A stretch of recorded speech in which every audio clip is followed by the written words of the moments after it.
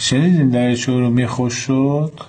نه، جمله رو که درست به کار ببرید، درست بگین. خوش شد چیه؟ دریاچه رو ما خوش کردیم، فعل مجهول به کار نبرید. بله، اون فعل یه فاعلی داره، ما هستیم.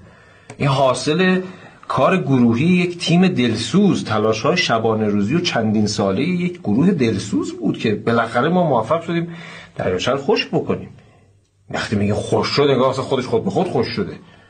اراده ما پشتش بود، ما تلاش کردیم، پلن داشتیم، برنامه ریختیم براش، کار کردیم. حالا این وسط یه دم سنگ اندازی کردن، طبعا گروه‌های مانع کار ما شدن، چوب لای چرخمون گذاشتن، برنامه ما رو قدری عقب انداختن. کیا؟ مثلا چه می‌دونم یه کارایی کردن این وسط، ستاد احیای دریاچه ارومیه و از سازمان ملل بودجه گرفتن برای احیای دریاچه. اینا باعث شد یه خورده برنامه ما عقب بیفته. بله، سلبریتی‌ها استاد اذیت. بله، اونا هم متاسفانه با حمایتاشون برنامه رو هم سلبریتی‌ها. ولی خب به فضل خدا ما موفق شدیم بالاخره بعد از 13000 سال که این دریاچه. چرا؟ برای چی با خشکش می‌کردین؟ موفقیت این نیست. 13000 سال به قول خودتون دریاچه بوده، بعد 13000 سال خشک. کاربردش چی بوده؟ مثلا 13000 سال بوده، چه کاربردی داشته؟ حالا یه خورده آب بوده دیگه، ولی ما تونستیم خشکش بکنیم و تو الان کار خوبی کردیم. بله، الان ما به سرزمینمون اضافه کردیم، ما الان زمین اضافه کردیم به کشور.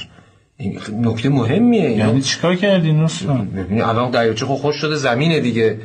ما دیدیم که با این زمین به هر حال میتونیم کارایی بکنیم، ساخت و سازی داشته باشیم، چه مسکونی چه تجاری مشتمل. مثلا الان دریاچه رو خشک کردن که زمین کشور اضافه. بله، ببین تمام سلسله ها، افشاریه، زندیه، قاجار، پهلوی، اینا از زمین ها ایران کم کردن. ما تنها گروهی بودیم که تونستیم اضافه بکنیم. متوجه هستین؟ الان به زمین ایران اضافه شد به واسطه این اتفاق و ادعایی هم نداریم، در واقع از کسی هم انتظار قدردانی نداریم. به هر حال ما این کار رو کردیم برای اینکه به مردم خدمت، چون مردم نازنینی هستن، مردمی هستن که انصافا باید دستشون رو بوسید. انقدر که این مردم متین، مردم سر به زیر، مهربان، نظیر این مردم رو در هیچ جا شما پیدا نمی‌کنید. بخاطر همین من همیشه در جلسات به نیروهای خودم گفتم که واقعا هر چقدر برای مردم کار بکنید کم